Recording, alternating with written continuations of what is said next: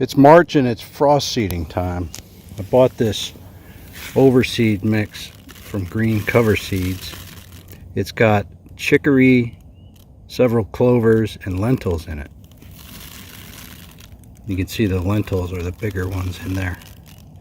I had to put some inoculant on there and mixed it around for the lentils.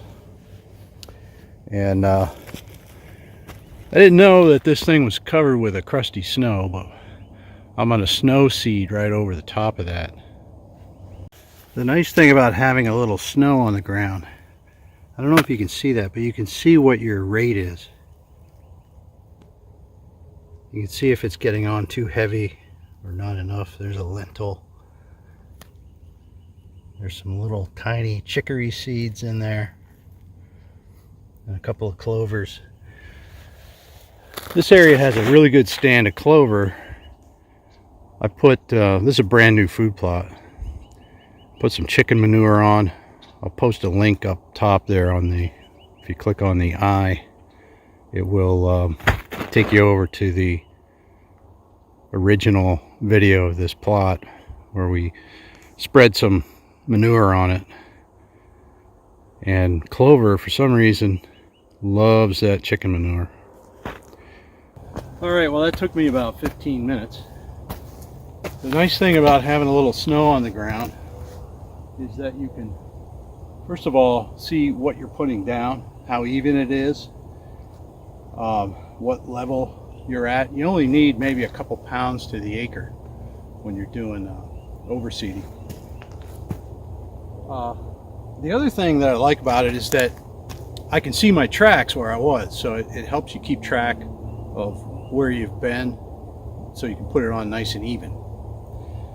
Now, this week we're in for some warm temperatures. The snow will probably melt. The seed will work its way down into the soil, and then we'll have some freeze and thaw. And we usually get another snow and some cold nights that will work that stuff down in, and it should take off nicely.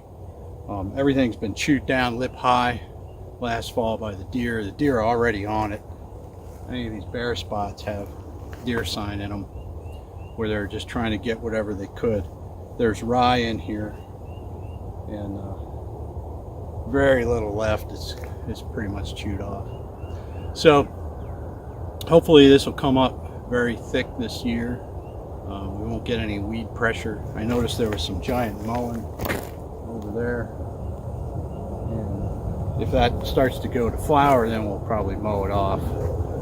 And I'm not going to spray it because there's chicory in this mix, and I don't want to kill the chicory. I may spray with a grass herbicide later. We'll see what comes up. This is the area, and I'll also post a link. This is the same area that I treated for Japanese stilt grass. So this swale here was nothing but stilt grass 2 years ago. And we converted it over to a food plot, got rid of the stilt grass. There was stilt grass all through this property. You sprayed the whole thing. So we got that under control and got some forage growing in here. I shot a doe right up there during the rifle season. Take some mouths off the food plot for a while, and hopefully this client will have a really good time hunting. He's got 2 really nice tower blinds strategically located, and there's some big buck around here. We just got to get them to come in and get shot.